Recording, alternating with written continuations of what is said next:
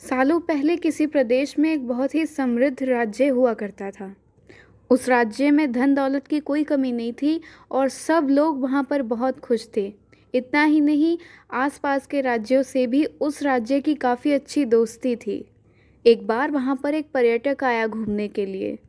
उसने इस राज्य का पहले ही बहुत नाम सुना था और उत्सुक था ये जानने के लिए कि इतनी सुख समृद्धि और बाकी के राज्यों से इतनी अच्छी दोस्ती होने का आखिर कारण क्या है। वो काफ़ी देर वहाँ घूमा लेकिन उसे ऐसा कुछ खास दिखा नहीं जिससे वो ये अनुमान लगा सके कि इतनी सुख समृद्धि का आखिर खास कारण है क्या। थक हार कर एक जगह पर जब वो कहीं बैठा तो उसके पास उसे एक सज्जन दिखाई दिए। तो उस पर्यटक ने बातों ही बातों में अपने मन की बात पूछ ली।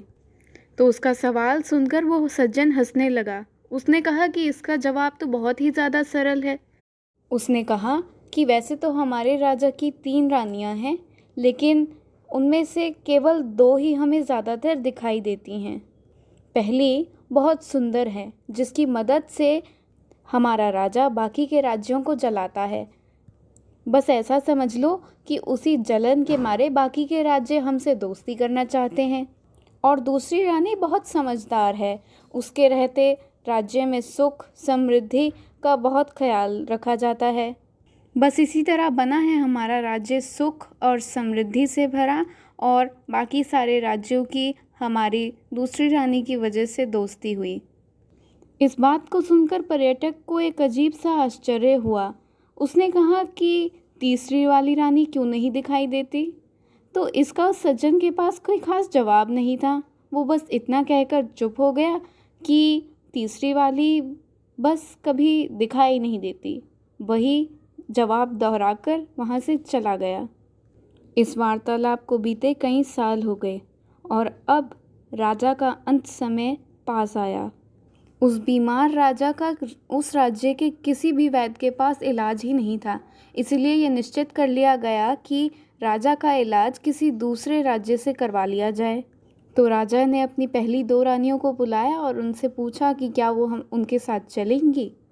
तो उन्होंने साफ मना कर दिया। उन्होंने कहा कि दूसरे राज्य में वो नहीं जाना चाहती। ये सुनकर राजा काफ़ी निराश हो गया।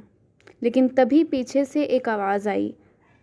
आवाज़ थी उसकी तीसरी रानी की, जिसने कहा कि मैं दूसरे राज्य में जाकर आपका इलाज ज़रूर करवाऊंगी। इस पर राजा ने सवाल पूछा कि मैंने तुम्हें कभी खास अहमियत नहीं दी, इसके बावजूद अब जब मुझ पर मुश्किल आई है तो इन दोनों के बदले तुम्ही ने मेरा साथ दिया, ऐसा क्यों? तो इस पर तीसरी रानी ने जवाब दिया कि ये नियति का खेल है। नियति यही चाहती है कि अंत समय में केवल मैं ही आपके साथ रहूं।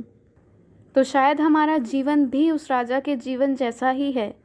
धन दौलत संपत्ति इन सब की कमाई में हम इतने व्यस्त हो जाते हैं कि हम भूल जाते हैं कि एक और चीज़ है जिस पर हमें ध्यान रखना चाहिए, और वो है हमारे अच्छे कर्म। उस राजा की तरह हम भी कभी कभी भूल जाते हैं कि अंत समय में इन्होंने ही हमारे साथ रहना है, किसी और चीज़ ने नहीं। धन संपत्ति दौलत सब यहीं छोड़कर जानी है, लेकिन एक अच्छे कर्म वही हैं जो हमारे साथ अंत समय में भी रहेंगे।